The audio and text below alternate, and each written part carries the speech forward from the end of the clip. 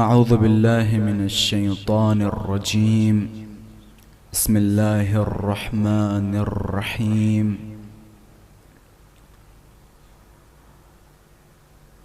الحمد لله رب العالمين، والحمد لله الذي نظر قلوبنا بمحبة علوية، والحمد لله الذي جعلنا من المتمسكين بولاية المرتضوية، والحمد لله الذي فرض مودته على العربية والعجمية، ثم الصلاة والسلام على صاحب الدعوة النبوية وعلى مبلغ رسالاته الإلهية أبي القاسم مصطفى محمد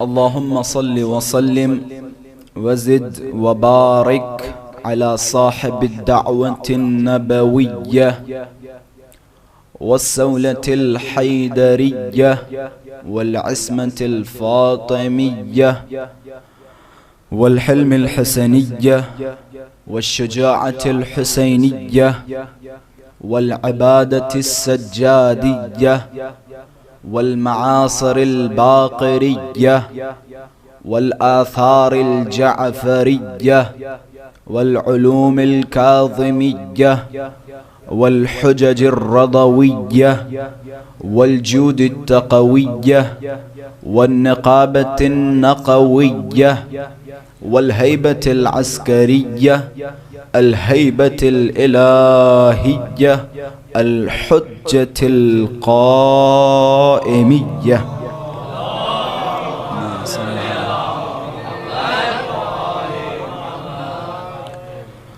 وعلى أهل بيته الطيبين الطاهرين المعصومين المظلومين، واللعنة الدائمة على أعدائهم ومنكر فضائلهم وغاصب حقوقهم وقاتليهم أجمعين. اللهم كن لوليك الحجة ابن الحسن صلواتك عليه وعلى آبائه في هذه الساعة وفي كل الساعة وليا وحافظا وقائدا وناصرا ودليلا وعينا حتى تسكنه أرضك طوعا وتمتعه فيها طويلا. اللهم صل على محمد اللهم عرفني نفسك، فإنك إن لم تعرفني نفسك لم أعرف رسولك. اللهم عرفني رسولك، فإنك إن لم تعرفني رسولك لم أعرف حجتك. اللهم عرفني حجتك، فإنك إن لم تعرفني حجتك ضللت عن ديني. أما بعد، فقد قال الله تبارك وتعالى في محكم كتابه ومتقن خطابه: بسم الله الرحمن الرحيم. إنا عرضنا الأمانة على السماوات والأرض والجبال فأبين أن يحملنها وأشفقن منها وحملها الإنسان إنه كان ظلوما جهولا. صلوات پر محمد.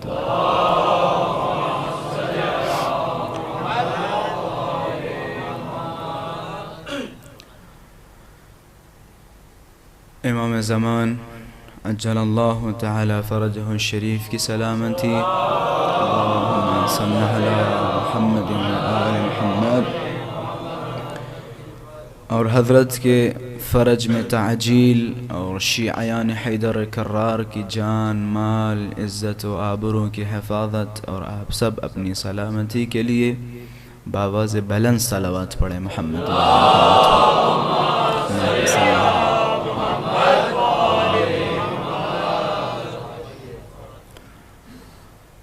عزیزان محترم، ایام علوی ہیں،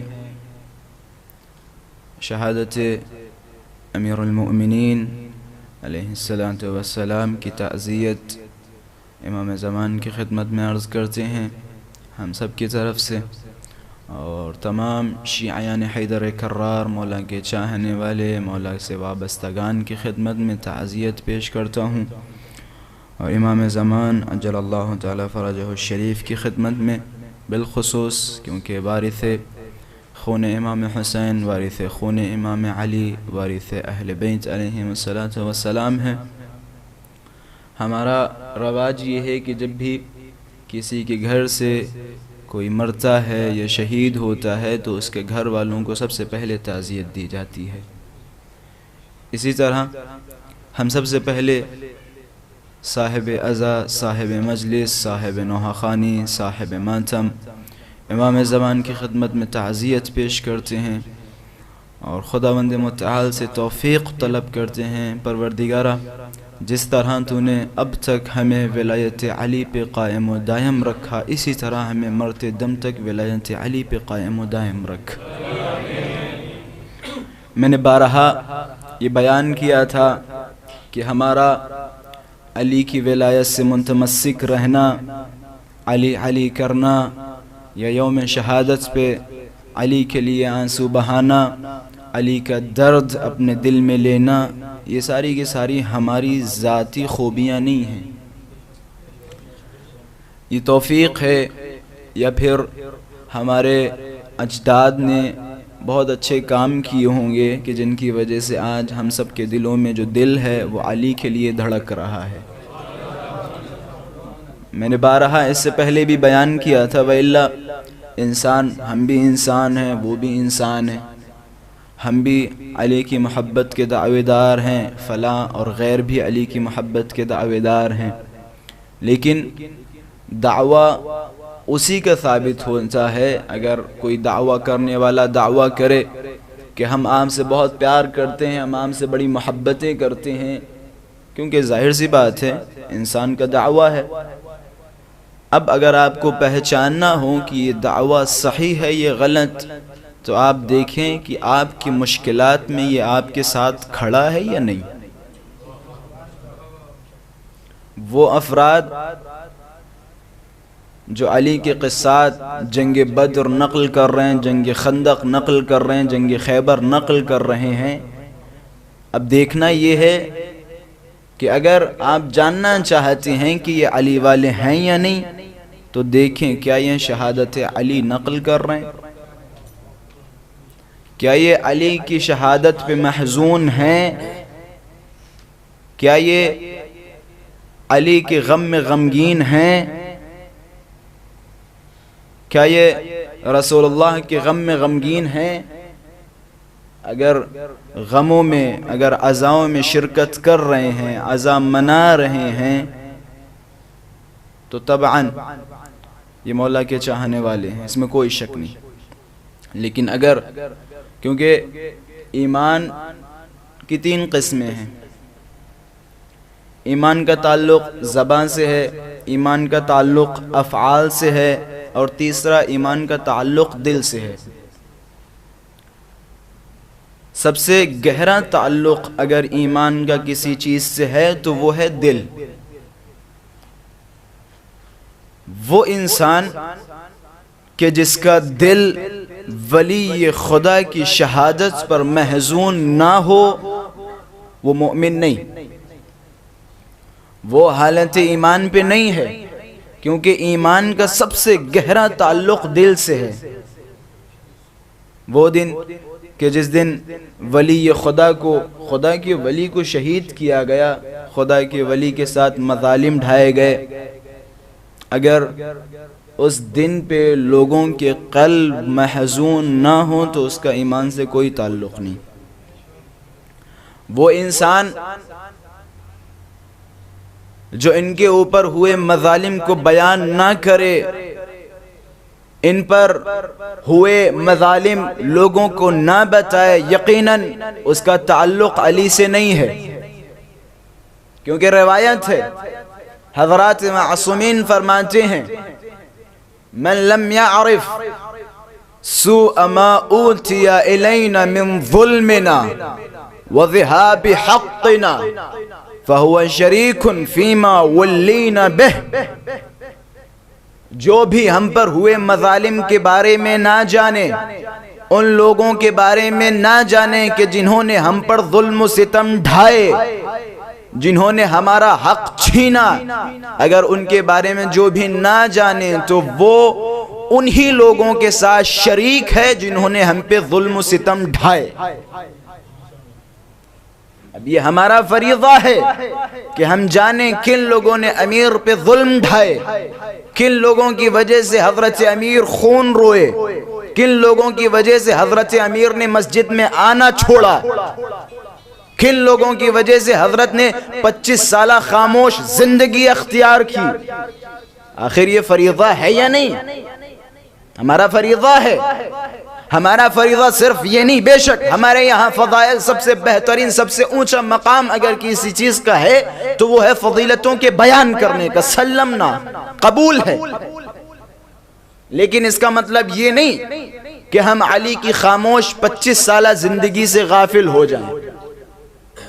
علی کی اس 25 سالہ خاموش زندگی میں کچھ ایسے نکات ہیں کہ جس سے آج کے دور میں ہم عبرت لے سکتے ہیں۔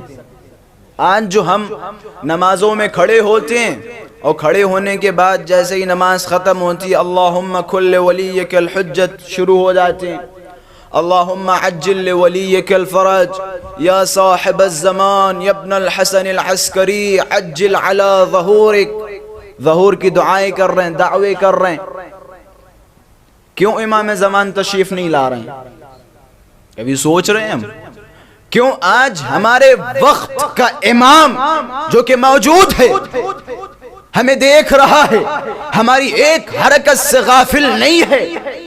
روایت کے جملے ہیں اگر امام وقت، امام زمان لوگوں کے اعمال سے ایک لمحہ غافل ہو جائے، روایت میں جو لفظ ہے وہ ہے طرفت عین، پلک جھپکنے تک، اگر امام زمان کی نظر کرم ہم سے اٹھ جائے لساخت الارض تو یہ زمین خراب و برباد ہو جائے گی۔ اگر ایک لمحے کے لیے امام زمان اپنی نظر کرم ہم سے اٹھا لے تو یہ زمین خراب، تباہ و برباد ہو جائے گی۔ ہم روز امام زمان کے لیے دعائیں کر رہے ہیں، رو رہے ہیں، پیٹ رہے ہیں، پھر امام زمان تشریف کیوں نہیں لا رہے ہیں؟ پتہ ہے کیوں نہیں لا رہے امام زمان تشریف؟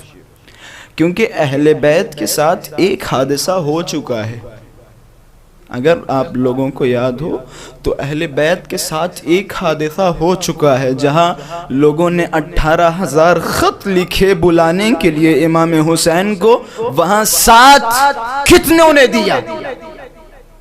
وہ حادثہ جو اہل بیت کے ساتھ ایک بار ہوا وہ دوبارہ نہیں ہوگا۔ اہل بیت کے ساتھ ایک حادثہ ہو چکا ہے، لوگوں نے بلایا، بلانے کے بعد کیا کیا؟ ہمارے اعمال، ہمارا کردار، ہمارے طریقے بالکل نہیں لگ رہے ہیں کہ ہم امام زمانہ کے منتظر ہیں، ہم کسی ہستی کا انتظار کر رہے ہیں یا نہیں۔ مجھے بڑا افسوس ہوا، میں شاید یہ چیز بیان نہ کرتا لیکن مجبور ہوں کہ میں اس نکتے کی طرف اشارہ کروں۔ افسوس ہوتا ہے جب کوئی شخص مجھ سے کہتے ہیں قبلہ یہ ماتمی ہے، یہ نمازی ہے۔ بڑا افسوس ہوتا ہے جب کوئی تعارف کراتا ہے میرے پاس تو آگے کہتے ہیں قبلہ یہ ماتمی ہے، قبلہ یہ نمازی ہے۔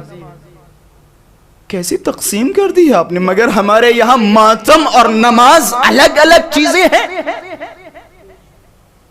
ہمارے یہاں ماتم و نماز کوئی الگ چیز نہیں ہے، یہ صفات ایسی ہیں جو ایک مؤمن میں ملتی ہیں۔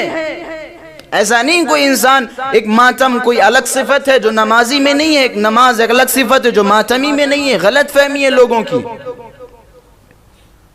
خدا را، خدا کے واسطے اپنی عزاداریوں کی حفاظت کریں، اپنے مقاصد کی حفاظت کریں، امیر مؤمنین کے مقصد کی حفاظت کریں۔ حضرت نے ایک جملہ کہا تھا، میں انشاءاللہ تھوڑا سا بھی حضرت کی زندگی کی طرف اشارہ کروں گا۔ حضرت نے معاویہ سے ایک جملہ کہا تھا، بڑا عجیب و غریب جملہ ہے، اگر واقعاً ہمارے سینوں میں دل ہیں اور اگر ان دلوں میں دھڑکنے ہیں تو آج ہم اپنے امیر سے وعدہ کریں گے۔ حضرت نے جب معاویہ کو خط لکھا تو اس میں ایک عجیب و غریب جملہ لکھا۔ مولا نے ایک جملہ کہا مخاطب کر کے باغی شام کو کہ تمہارے اصحاب کتنے اچھے ہیں، کہ تمہارے اصحاب کتنے اچھے ہیں، سب کچھ جانتے ہیں پھر بھی تمہارے ساتھ ہیں۔ اور وضاحت کروں، تمہارے اصحاب کتنے اچھے ہیں، جانتے ہیں کہ تو شرابی ہے پھر بھی تیرے ساتھ ہیں، جانتے ہیں تو گالیاں دینے والا ہے پھر بھی تیرے ساتھ ہیں، جانتے ہیں کہ تو ظالم ہے پھر بھی تیرے ساتھ ہیں۔ لیکن علی کے اصحاب کی طرف نظر ڈالو، جانتے ہیں یہ فاتح خیبر ہے، جانتے ہیں یہ فاتح خندق ہے، جانتے ہیں کہ اسے رسول اللہ نے دونوں ہاتھوں پہ بلند کر کے من کنت مولاہ فہذا علی مولا کہا تھا، پھر بھی میرے ساتھ نہیں، پھر بھی میرے ساتھ نہیں۔ آج جو ہمارے دلوں میں، جو آج ہم نعرے لگا رہے ہیں اشہد ان امیر المؤمنین کے، یہ امانت ہے آپ کے پاس، یہ امانت ہے۔ اگر آپ حضرات نے دقت کیا ہو تو میں نے جس آیت کو سرنامہ سخن قرار دیا تھا اس میں خداوند متعال ظاہری طور سے فرما رہا ہے کہ ہم نے اپنی امانت کو زمین پر، آسمان پر اور پہاڑوں پر عرض کیا، ان کے سامنے رکھا، اس امانت کو ان کو دیا۔ فَأَبَيْنَ أَن يَحْمِلْنَهَا، آسمان، زمین اور پہاڑوں نے منع کر دیا کہ پروردگارہ ہم میں وہ طاقت، ہم میں وہ صلاحیت، ہم میں وہ ہمت، ہم میں وہ توفیق نہیں ہے جو ہم اس امانت کو برداشت کر سکیں، اس امانت کا خیال رکھ سکیں۔ وَأَشْفَقْنَ مِنْهَا، اور اس امانت سے ڈر گئے۔ بڑا عجیب، میں آپ کو اس امانت سے ایک نئی فضا میں لے کے جا رہا ہوں کہ یہ ڈر گئے کہ ہم میں وہ صلاحیت و توانائی نہیں جو اس امانت کو برداشت کر سکیں، اس امانت کا خیال رکھ سکیں۔ پھر قرآن کی آیت کیا ہے؟ وَحَمَلَهَا الْإِنسان، لیکن ایک انسان نے اس امانت کو حمل کر لیا، حمل کیا، اختیار کر لیا۔ پھر آخر کا جملہ آیت کا کیا ہے؟ إِنَّهُ كَانَ ظَلُومًا جَهُولًا، بے شک انسان ظالم ہے، جاہل ہے، نادان ہے۔ اب اس کی تفسیر حضرت سے جب پوچھا گیا اس آیت کے حوالے سے تو حضرت نے فرمایا اس آیت میں الامانہ ہی ولایت علی ابن ابی طالب، اس آیت میں اس امانت سے مراد ولایت علی ابن ابی طالب ہے۔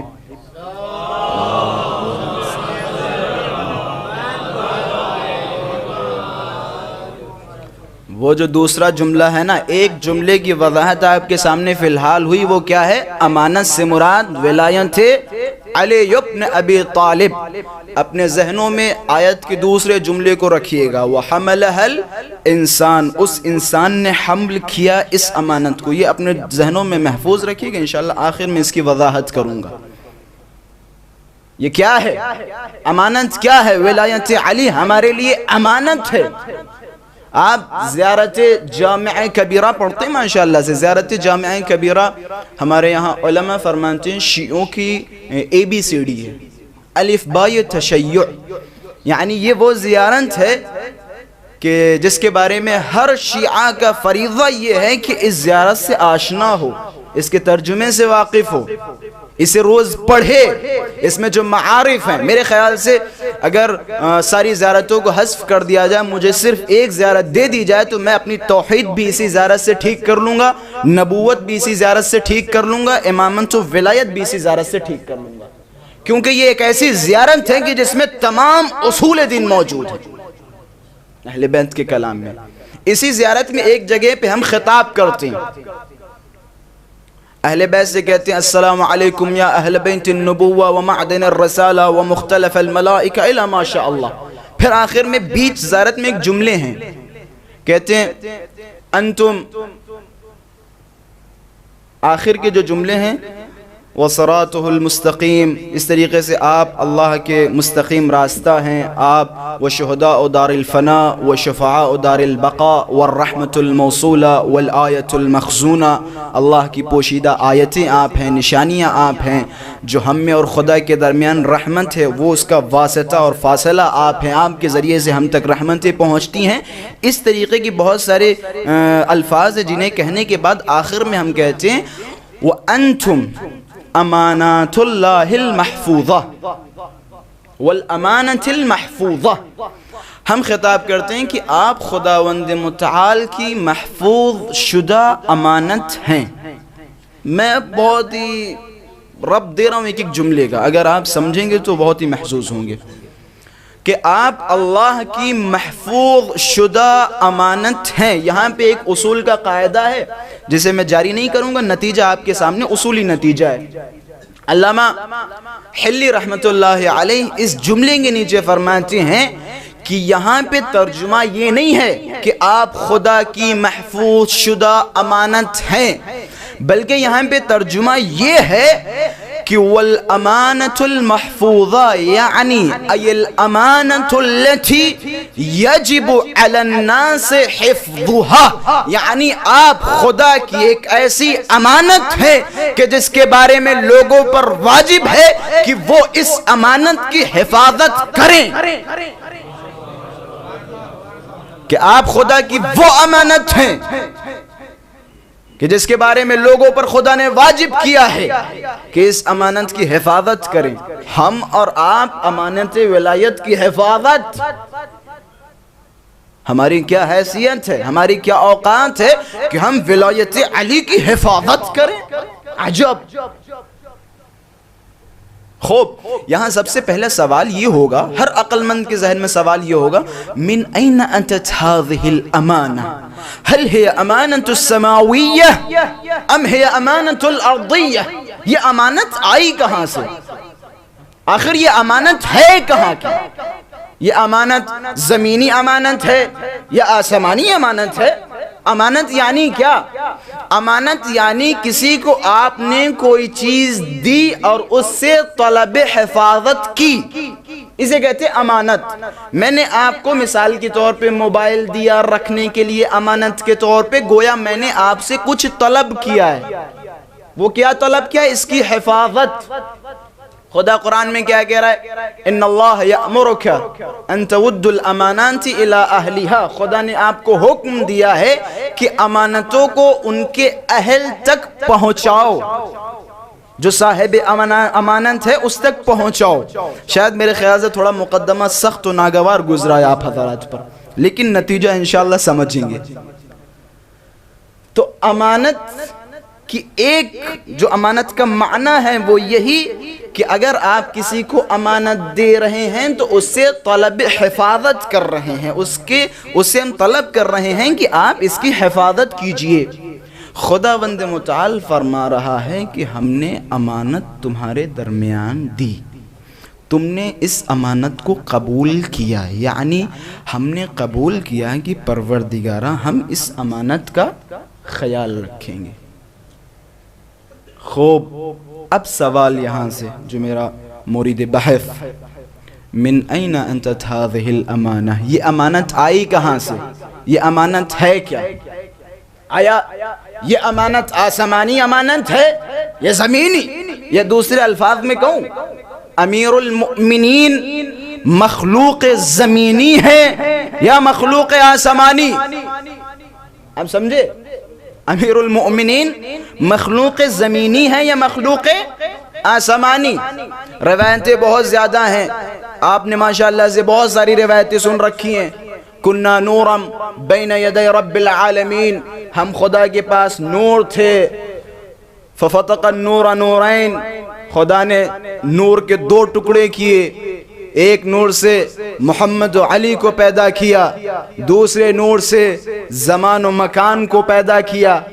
کہتے ہم موجود تھے، نہ ہی آدم کا کوئی وجود تھا، نہ ہی نوح کا کوئی وجود تھا، نہ ہی زمین و آسمان کا کوئی وجود تھا، نہ ہی پہاڑوں کا کوئی وجود تھا، صرف و صرف ہم تھے اور ہمارے نور تھے جو عرش الہی کا طواف کر رہے تھے۔ یہ ساری روایتیں آپ نے سنی ہے نا۔ کہتے ہیں ایک دن، اب میں بتا رہا ہوں امیر المؤمنین مخلوق ہیں کہاں کے اور کب یہ خلق ہوئے۔ رسول اللہ تشریف فرمان تھے، جبرائیل کے ساتھ محو گفتگو تھے، جبرائیل کے ساتھ باتیں کر رہے تھے۔ کیا دیکھا کہ اچانک ایک جوان گھر میں داخل ہو گیا۔ اب جیسے ہی جناب جبرائیل نے اس جوان کو دیکھا تو اپنی جگہ سے کھڑے ہو گئے۔ رسول اللہ نے کہا جبرائیل قصہ کیا ہے، تم اپنی جگہ سے کھڑے ہو گئے، کیا تم انہیں جانتے ہو؟ تو جبرائیل نے فرمایا یا رسول اللہ کیف لا یعرف التلمیذ استاذہ، کیسے ممکن ہے کہ ایک شاگرد اپنے استاد کو نہ پہچانے؟ یا رسول اللہ کیف لا یعرف التلمیذ استاذہ، کیسے ممکن ہے کہ ایک شاگرد اپنے استاد کو نہ پہچانے؟ رسول اللہ فرماتے ہیں عجب جبرائیل، یہ امیر المؤمنین عام کے استاد ہیں؟ کہ نعم یا رسول اللہ، کہ کب اور کیسے؟ جبرائیل کہتے ہیں یا رسول اللہ حینما خلقنی اللہ، جب خدا بند متعال نے مجھے خلق کیا، بنایا، فسأل عنی، مجھ سے سوال کیا، من انت ومن انا، کہ تم کون ہو اور میں کون ہوں؟ یا رسول اللہ جیسے ہی خدا نے مجھ سے سوال کیا فتحیرت وتعجبت، میں پریشان ہو گیا، متحیر ہو گیا، متعجب ہو گیا، آخر جواب دوں تو کیا دوں؟ آپ کہتے ہیں پتہ نہیں جناب جبرائیل کتنے سالوں تک کھڑے رہے، انتظار کرتے رہے، پھر کہتے ہیں یا رسول اللہ فرأیت الی ساق العرش، میں نے ساق عرش کی طرف دیکھا، ایک نور ہے جو آہستہ آہستہ میری طرف بڑھتا چلا آ رہا ہے۔ اب جب وہ نور میرے قریب آیا تو مجھ سے کہا اے فلا جا خدا سے کہہ دے انت رب الجلیل وانا عبدک جبرائیل، تو میرا پروردگار ہے اور میں تیرا بندہ جبرائیل ہوں، میں تیرا ذلیل و خوار بندہ جبرائیل ہوں۔ قصہ ختم نہیں آقا جان، قصہ بھی ختم نہیں ہوا، یہاں تک بیان کرنا میرا مقصد نہیں تھا، یہاں تک آپ حضرات نے سنا ہوگا۔ اب مسئلہ یہاں سے شروع ہوتا ہے۔ میں نے آپ سے پہلے سوال کیا تھا امیر المؤمنین کب پیدا ہوئے؟ امیر المؤمنین پیدا کب ہوئے؟ امیر المؤمنین مخلوق زمانی ہے، زمینی ہے یا آسمانی؟ اب یہاں سے سمجھ میں آئے گا امیر المؤمنین کی خلقت ہوئی کب۔ اب رسول اللہ نے جب قصہ سنا تو مسکراتے ہوئے جبرائیل سے کہا جبرائیل تمہاری عمر کتنی ہے؟ تمہاری عمر کتنی ہے؟ تم کب سے؟ گویا رسول اللہ کو پتا ہے، رسول اللہ ہم تک یہ باتیں پہنچانا چاہ رہے ہیں کہ جبرائیل تمہاری عمر کتنی ہے؟ جبرائیل نے کہا یا رسول اللہ ہناک نجم فی السماء یطلع فی کل 70 سنہ، کہتے وہاں پہ ایک ستارہ ہے جو ہر 70 سال میں یا بعض روایتوں میں ہر 70,000 سال میں ایک بار طلوع کرتا ہے۔ آپ کو عمر علی کا اندازہ لگنے والا ہے کہ وہاں ایک ستارہ ہے جو ہر 70,000 سال میں ایک بار طلوع کرتا ہے۔ فَرَأَيْتُهُ 70 مرہ، اور میں نے اس ستارے کو 70 مرتبہ دیکھا۔ وہاں ایک ستارہ ہے جو ہر 70,000 سال میں ایک بار طلوع کرتا ہے اور میں نے اس ستارے کو 70 مرتبہ دیکھا۔ اب آپ کیلکولیٹر لے کے بیٹھیے گا اور جناب جبرائیل کی عمر کا اندازہ لگائیے گا اور پھر 1-2 سال امیر المومنین کو بتا کے مسئلے کو ختم کیجئے گا۔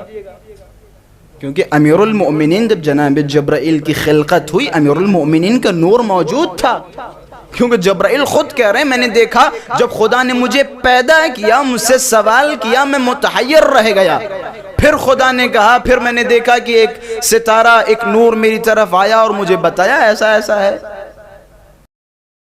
اب آخر میں رسول اللہ نے کہا جبرائیل اب میرا بھی ایک سوال ہے کہ کیا تم اس ستارے کو دیکھو گے، اس ستارے کو پہچان لو گے، اس نور کو پہچان لو گے؟ اب جناب جبرائیل وہ نور، وہ ستارہ جس کی وجہ سے جبرائیل بنا، کیسے ممکن ہے اس ستارے اس نور کو نہ پہچانے؟ روایت کے جملے ہیں رسول اعظم نے پیشانی علی ابن ابی طالب پہ ہاتھ رکھا، تھوڑی دیر ہاتھ رکھا، رکھنے کے بعد آہستہ سے ہاتھ کو اٹھایا، حضرت کی پیشانی سے ایک نور ساطع ہوا۔ جبرائیل نے جیسے ہی نور کو دیکھا کہ یا رسول اللہ، خدا کی قسم جس نور نے مجھے ہدایت دی وہ یہی نور ہے، خدا کی قسم یہ وہی نور ہے جس نے مجھے ہدایت دی، جس نے مجھے بتایا۔ تو سمجھ میں یہ آتا ہے کہ امیر المؤمنین، بعض افراد کی یہ گمان ہے، بے شک امیر المؤمنین خدا کی مخلوق ہیں، خدا کی بڑی مخلوقات میں سے ایک مخلوق ہیں۔ ایک صاحب ایسی بات چل رہی تھی نجف اشرف میں، یہ وہ افراد جو امیر المؤمنین کی فضیلتیں بڑھانے کے چکر میں، جو امیر المؤمنین کو بڑھانے کے چکر میں خدا کی بعض صفات سے مقابلہ کر دیتے ہیں، خدا کی صفات ذاتی سے مقابلہ کرتے ہیں، وہ تھوڑے سے بیوقوف ہیں، تھوڑے سے نادان ہیں۔ انہیں نہیں پتا ہے کہ جتنا ہم ذات خدا کو بلند کریں گے امیر المؤمنین کی ذات اتنی بلند ہوتی چلی جائے گی۔ جتنا آپ ذات خدا کو بلند کریں گے، امیر المؤمنین کی پتہ ہے، مجھ سے اگر کوئی پوچھے کہ امیر المؤمنین کی سب سے بڑی فضیلت کیا ہے تو میں اسے کہوں گا امیر المؤمنین کی سب سے بڑی فضیلت یہ ہے کہ امیر المؤمنین خدا کی بہترین مخلوق ہے۔ یہ امیر المؤمنین کی فضیلت ہے، اور یہ کسی خطیب کی خطابت، یہ کسی ذاکر کی ذاکری نہیں، خود امیر کے منہ سے جملات ہیں۔ حضرت امیر نے مختلف خطبات میں بیان کیے کہ علی کا سب سے بڑا فضل و کرم یہ ہے کہ علی اطاعت الہی میں شہید ہو رہا ہے۔ یہ علی کا کرم ہے، علی کا فضل ہے، یہ علی کی تعریف ہے۔ ہم بعض اوقات ہم سے بڑی لغزشیں ہو جاتی ہیں، ہماری خطابتوں میں لغزشیں ہو جاتی ہیں۔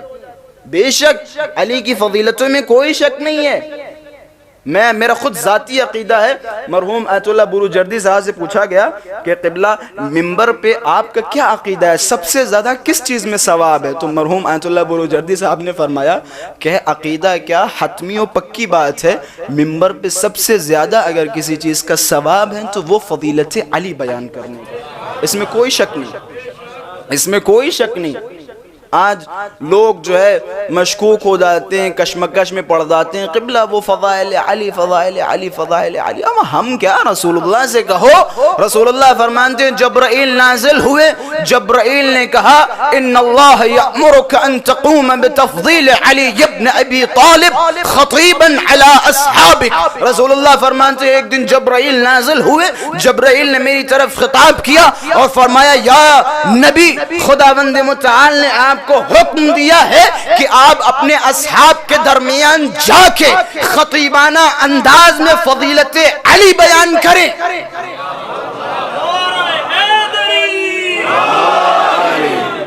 کہ آپ جا کے خطیبانہ انداز میں فضیلت علی بیان کریں۔ خوب لِيُبَلِّغُوا مَنْ بَعْدَهُمْ ذَلِكَ عَنْكَ، تاکہ ان کے بعد والے جو آئیں ان تک یہ فضیلتیں پہنچا سکے۔ یہ جبرائیل فرما رہے ہیں۔ خوب اس سے آگے ظاہر سی بات ہے جب کوئی خطیب فضیلت علی بیان کرے گا تو کچھ سامع کی بھی ضرورت پڑے گی نا۔ جبرائیل نے یہ مسئلہ بھی کلیئر کر دیا۔ جبرائیل نے فرمایا خداوند متعال نے حکم دیا ہے کہ آپ فضیلت علی بیان کریں، وَيَأْمُرُ جَمِيعَ الْمَلَائِكَةِ، اور خدا نے تمام ملائکہ کو حکم دیا ہے کہ اَن يَسْمَعَ مَا تَذْكُرُهُ، کہ وہ ساری کی ساری فضیلتیں سنیں جو آپ بیان کریں۔ یہ ملائکہ کا حکم ہے. ملائکہ کو خدا نے معین کیا جو کچھ آپ فضیلت علی بیان کریں گے. رسول اللہ سے گویا جناب جبرائیل فرما رہے ہیں یا رسول اللہ آپ فضیلت علی بیان کریں لیکن ان سے کچھ امید نہ رکھیں. جو آپ کے منبر کے نیچے بیٹھے ہیں ان سے امید نہ رکھیں. خدا نے آپ کے لیے ملائکہ کی صورت میں بہترین سامع قرار دیے ہیں. آپ کی فضیلتیں ملائکہ سنیں گے. اور پھر آخر میں جملہ یہاں پہ جناب جبرائیل، پتہ ہے جبرائیل جب کسی مسئلے میں قسم کھائیں خدا کی تو کیا ہوتا ہے؟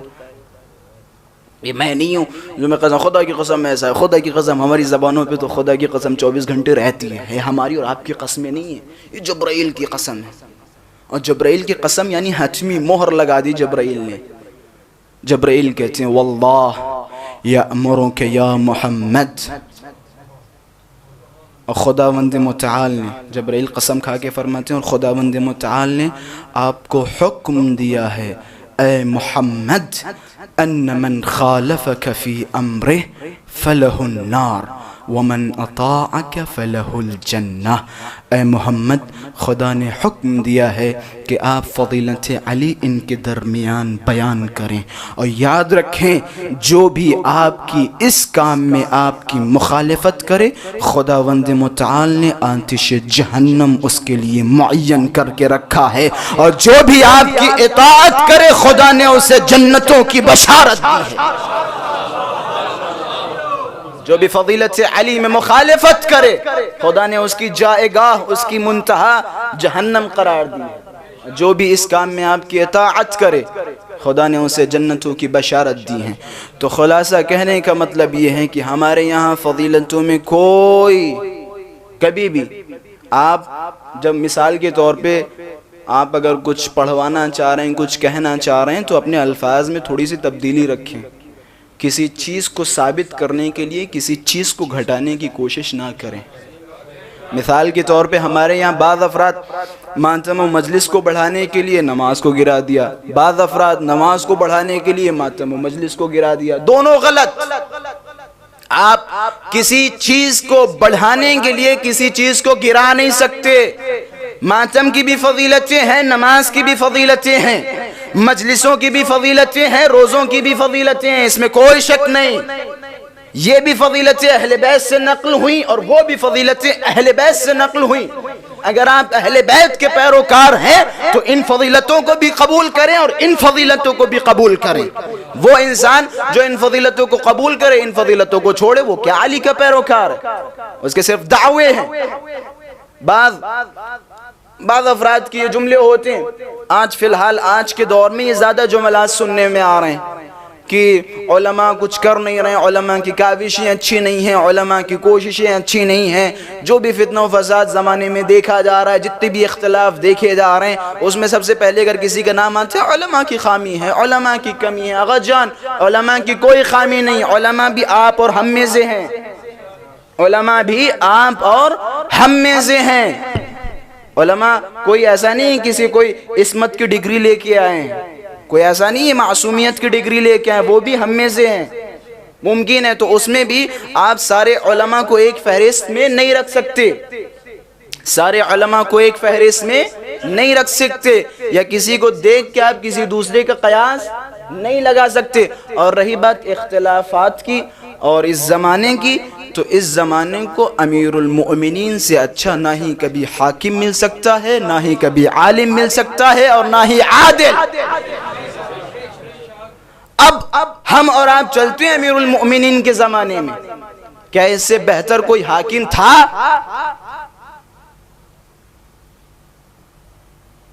جس امانت الہی کی بات کی گئی، جس امانت الہی کی حفاظت کے لیے خداوند متعال نے حکم دیا، بتائیے امانت الہی کیا ہے؟ ہم نے سمجھا ہی نہیں. روایتوں کے جملے، جب جناب آدم کو زمین پہ لایا گیا تو جناب آدم سے جب جبرائیل نے کہا کہ وہ آسمانوں کی طرف دیکھو، جب جناب آدم نیچے آئے تو آدم یہی سمجھ رہے تھے خدا نے سب سے بہترین اگر کوئی مخلوق بنائی ہے تو وہ آدم. خدا بڑا ہی فخر کر رہے تھے کہ خداوند متعال نے ایک شاہکار مخلوق پیدا کی. جناب جبرائیل نے کہا آدم ذرا ادھر دیکھو، تم سے بھی بڑی مخلوقات موجود ہیں. روایتوں کے جملے حضرت امام صادق فرماتے ہیں آدم نے جیسے ہی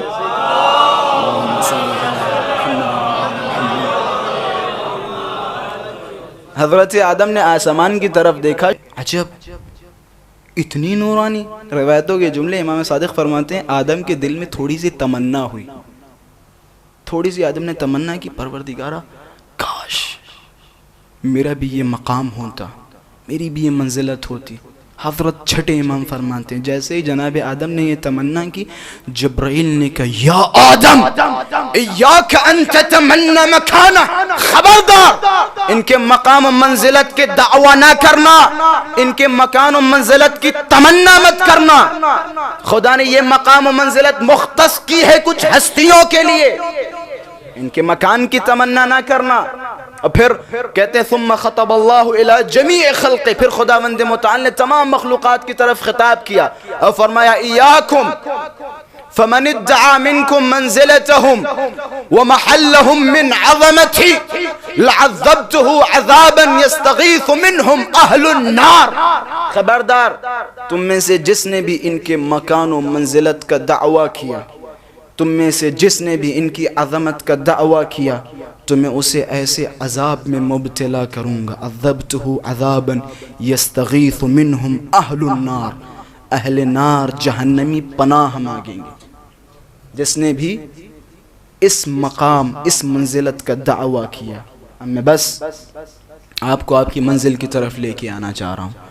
آپ نے آیت پڑھی تھی نا، میں نے آپ سے کہا تھا نا کہ ایک جملہ یاد رکھنا، وَحَمَلَهَا الْإِنسان، زمین نے منع کر دیا، آسمانوں نے منع کر دیا، پہاڑوں نے منع کر دیا. روایت کے جملے ہیں کہ جب یہ امانت ولایت نبیوں کے سامنے لائی گئی، بحار الانوار میں اور اسی طریقے سے تفسیر البرہان میں روایتیں موجود ہیں، جب کسی نبی کے سامنے یہ امانت پیش کی گئی تو نبی کا بدن کھانپ جاتا تھا اس امانت کی عظمت کو دیکھ کے. جناب ابراہیم سے جب علی کے مقام کی طرف دیکھنے کو کہا گیا یا ابراہیم انظر الی مقام علی، مقام علی کی طرف دیکھو، تو روایتوں کے جملے ہیں کہ ابراہیم کا بدن کھانپ گیا.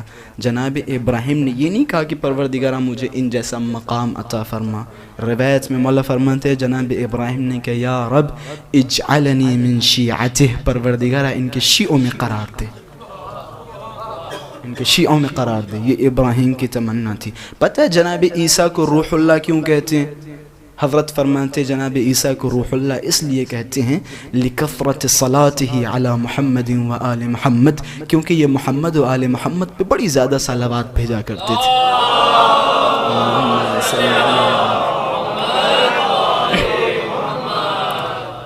سارے انبیاء کے سامنے یہ امانت پیش کی گئی، تمام انبیاء نے اس امانت کی حفاظت کی.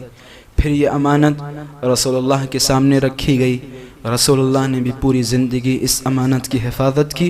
اور آخری میں جو حق امانت تھا خداوند متعال نے فرمایا یا ایھا الرسول بلغ ما انزل الیک من ربک، وہ امانت جو خداوند متعال نے تمہاری طرف نازل کی ہے، اب وقت آ گیا ہے کہ اس امانت کو آشکار کر دو، اب وقت آ گیا ہے کہ اس امانت کو لوگوں کے حوالے کر دو. اگر آپ نے یہ کام نہیں کیا تو گویا آپ کی سالوں کی مشقتیں، سالوں کی محنتیں، سالوں کی تبلیغ بیکار. رسول اللہ نے غدیر میں آواز بلند کی من کنت مولاہ فہذا علی مولا، امانت آپ کے حوالے. اب حضرت فرماتے ہیں وَحَمَلَهَا الْإِنسان، یہاں پہ حمل سے مراد وَخَانَهَا الْإِنسان، ایک انسان کہ جس نے اس امانت میں خیانت کی. آیت واضح ہوئی. اب ہم نے اپنی امانت کو زمین، آسمان، پہاڑوں پہ نازل کیا، وہ سارے کے سارے گھبرا گئے، انہوں نے حمل کرنے سے منع کیا، یعنی خیانت کرنے سے منع کیا. وَحَمَلَهَا الْإِنسان، لیکن ایک انسان نے اس امانت میں خیانت کی، اور بے شک اِنَّهُ كَانَ ظَلُومًا جَهُولًا، بے شک انسان ظالم و جاہل ہے. آیت واضح ہوئی. اب امام سے پوچھا گیا مولا یہ انسان کون ہے؟ حضرت نے فرمایا الانسان ہوا ابو الشرور المنافق، انسان یہاں پہ وہ ہے کہ جو ابو الشرور ہے، تمام خباثتیں، تمام نجاستیں، تمام دنسات جس سے مختص ہیں، جو منافق ہے. حضرت فرماتے ہیں فَأَصْلُ كُلُّ ظُلْمٍ مِّن، ہر ظلم کی اصل وہی منافق ہے جس نے اس امانت ولایت میں خیانت کی. سب پہنچ رہے ہیں ماشاءاللہ سے، کسی کو کہیں پہنچانے کی ضرورت نہیں. ابو الشرور المنافق کہ جس نے اس امانت میں خیانت کی. میں نے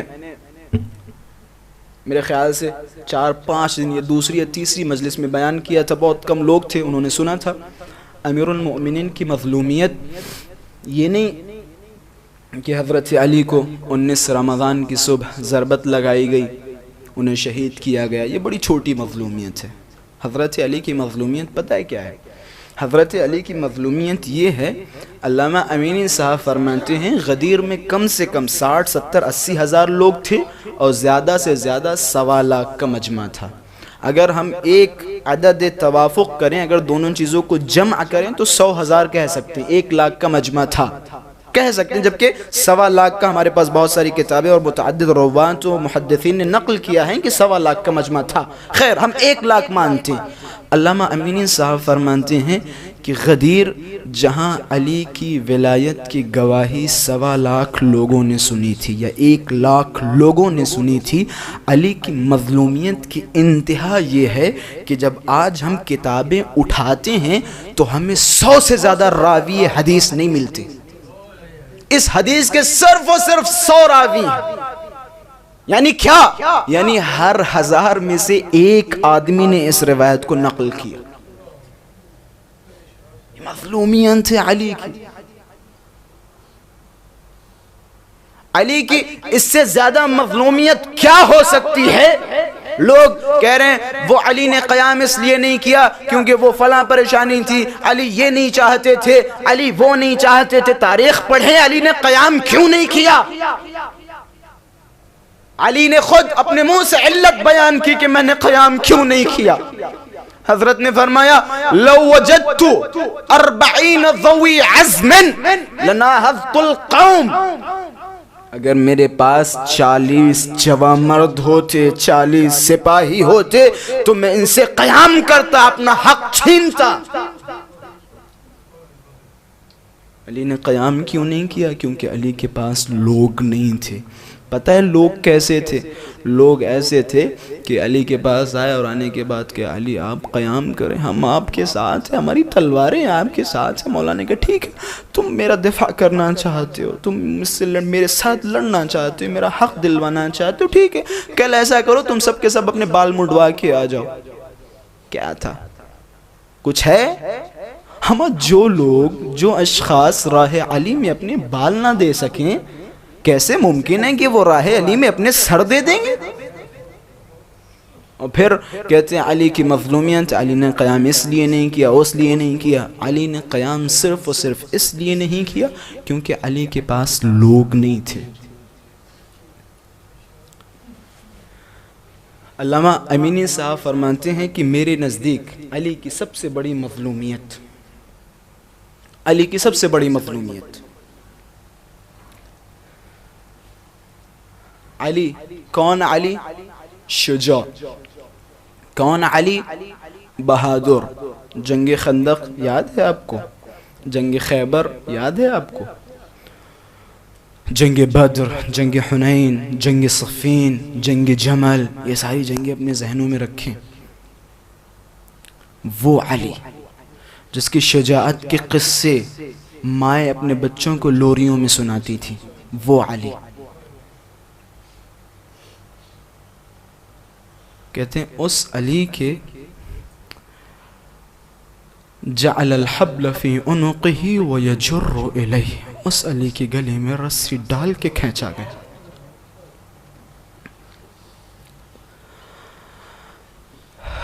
میں نے شروع میں بیان کیا تھا علی کی مظلومیت، علی کو شہید کرنا، علی کے سر پہ ضربت لگنا علی کی مظلومیت نہیں ہے. جب علی کی ضربت لگی تو علی نے آہ و بکا کی آوازیں بلند نہیں کی، علی چلائے نہیں، علی روئے نہیں، علی کے اوپر غش نہیں طاری ہوا، علی اپنے درد میں مبتلا نہیں ہوئے. علی نے کہا فزت ورب الکعبہ، یہ علی کے نعرے تھے. علی روئے نہیں، علی تڑپے نہیں. اچھا کوئی تو ایسی مصیبتیں ہوں گی جہاں علی تڑپے ہو، جہاں علی روئے ہو، جہاں علی نے ندبہ کیا ہو، جہاں علی نے بکا کیا ہو، جہاں علی نے وجہ کیا ہو۔ میں بڑی آہستہ سے پڑھوں گا، روایت کے جملے ہیں۔ حضرت زہرا سلام اللہ علیہا کے گھر پہ حملہ ہوا، حضرت زہرا بستر مریضی پہ ہیں، لیکن حضرت زہرا نے، روایت کے جملے ہیں کہ حضرت زہرا نے، جب حضرت زہرا کی شہادت ہوئی، جب امیر کائنات حضرت زہرا کو غسل دے رہے تھے تو اچانک علی نے ایک آہ بلند کی، ایک آواز آئی۔ لوگ علی کے پاس گئے کہ علی جان آپ تو بڑے ہمتی ہیں، آپ تو بڑے بہادر ہیں، آپ تو بڑے شجاع ہیں، مولا آپ اتنی شدت سے رو رہے ہیں۔ تو مولا علی نے ایک جملہ کہا، لوگوں کو مخاطب کیا کہ فاطمہ کتنی صبور تھی، فاطمہ کتنی صابرہ تھی، فاطمہ کا پہلو شکستہ ہوا لیکن کبھی علی سے شکایت نہیں کی۔ فاطمہ نے علی سے نہیں بتایا کہ علی جان میرا پہلو ٹوٹ چکا ہے۔ ایک روایت شاید آپ لوگوں نے سنی ہو، آخری لمحوں میں جب فاطمہ زہرا، کیونکہ شدت درد کی وجہ سے، آپ حضرات فاطمہ زہرا کے مصائب سن چکے ہوں گے، تمام ڈاکٹر، تمام یہ طبابون کے اجماع ہے کہ اگر انسان کی ذرا سی انگلی ٹوٹ جائے، انگلی کی کوئی ہڈی ٹوٹ جائے تو آپ آزمائیں، اس میں درد بہت ہوتا ہے۔ اگر کوئی ہڈی تھوڑی سی ٹوٹ جائے تو اس میں درد بہت ہوتا ہے۔ ڈاکٹروں کا کہنا ہے اگر کسی انسان کی پسلی کی ہڈی ٹوٹ جائے تو اس انسان کو سانس لینا دشوار ہوتا ہے۔ اب میں کہوں گا فاطمہ زہرا آپ کی پسلیاں ٹوٹی تھی، آپ نے ایک یا دو مرتبہ جان نہیں دی بلکہ ہر سانس میں فاطمہ اپنی جان دیتی تھی۔ روایت کے جملے ہیں، فاطمہ زہرا کا ایک جملہ میں سادات سے مخاطب ہوں، سادات ہے فاطمہ زہرا کی اولاد، آپ سے مخاطب ہوں۔ فاطمہ زہرا نے آخری لمحات میں، جب فاطمہ زہرا کو درد بہت ہی زیادہ پریشان کرتا تھا نا، تو جناب فضہ فرماتی ہے میں نے سنا فاطمہ زہرا اپنی نماز کے بعد ہاتھوں کو بلند کرتی تھی اور فرماتی تھی اللہم عجل وفاتی سریعا، پروردگارا مجھ سے درد برداشت نہیں ہوتا، میری موت میں جلدی فرما، مجھے درد برداشت نہیں ہوتا، میری موت میں جلدی فرما۔ اب آپ نے سنا نا علی کون؟ شجاع، علی بہادر۔ روایت کے جملے ہیں علی مسجد میں کھڑے تھے، علی کون یاد ہے نا؟ علی بہادر، علی شجاع، جس نے ہر جنگ میں پرچم اسلام کو بلند کیا، جس کے لیے زخم کوئی معنی نہیں رکھتے تھے، جس کے لیے ضربتیں کوئی معنی نہیں رکھتی تھی۔ روایت کے جملے ہیں امیر المؤمنین مسجد میں کھڑے تھے، حسن حسین کو آتے ہوئے دیکھا، جیسے ہی حسن حسین حضرت امیر کے پاس پہنچے اور بابا کو مخاطب ہو گئے، کہا بابا اماں دنیا سے چلی گئی۔ روایت کے جملے ہیں علی شجاع، علی بہادر، چہرے پہ ہاتھ مارا، فخشی علیہ، مسجد پہ گرے، علی پہ خشداری۔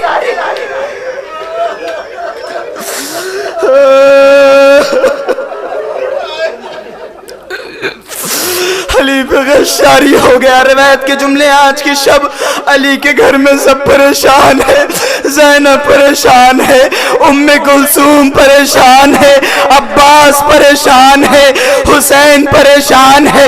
روایت کے جملے ہیں جناب زینب بار بار مولا کے کمرے میں جاتی ہے، باہر آتی ہے، مولا کے کمرے میں جاتی ہے، باہر آتی ہے۔ کچھ بزرگوں نے جناب زینب کے ہاتھ کو پکڑا کہ بیٹی سے باپ کا درد دیکھا نہیں نہیں جاتا، بیٹی سے باپ کے زخم دیکھے نہیں جاتے۔ جناب زینب کو یہیں سنبھالو، زینب کو کمرے کے اندر جانے مت دو۔ عجب نہیں، میرے مولا نے آواز دی کہ زینب کو کمرے میں بھیجو، زینب کو اندر بھیجو۔ کسی پوچھنے والے نے پوچھا کہ مولا زینب ابھی معصوم ہے، زینب آپ کا درد نہیں محسوس کر سکتی۔ عجب نہیں، میرے مولا نے فرمایا کہ زینب کو تو کربلا کے درد محسوس کر، زینب کو تو عباس کے بازو دیکھنا ہے، زینب کو حسین کا کٹا ہوا سر، حسین کے نوکے نیزہ پہ